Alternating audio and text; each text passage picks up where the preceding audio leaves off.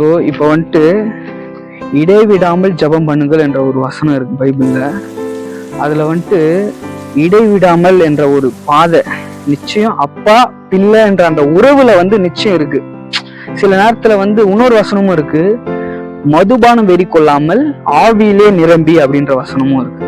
So இது எப்படின்னா 2 hour 3 hour கொடுத்துட்டேன்பா, சரிப்பா அப்படின்னு ப்ரேயர்ல இன்னைக்கு ஜெபம் பண்ணியா, பைபிள் படிச்சா அப்படின்னு ஒரு லைஃப் ஸ்பெண்ட் பண்றவங்க இருக்கிறாங்க. ஸோ அந்த பாதையில போறவங்க இருக்கட்டும். ஆனா இடைவிடாமல் ஜெபம் பண்ணும்போது, இடைவிடாமல் இருக்கும்போது அப்போ வெளி காரியங்கள் எதுவுமே என்ட்ரி ஆகாது, இந்த உலக காரியங்கள் எதுவும் என்ட்ரி ஆகாது. ஸோ அப்பா பிள்ளைன்ற அந்த உறவுல எப்போதும் கனெக்ட் ஆகிட்டு இருக்கும்போது நிச்சயம் நீங்க பெரிய ஒரு ஷிஃப்டை நீங்க பார்த்து பலருக்கு ஆசீர்வாதமா இருக்க முடியும். தேங்க்யூ.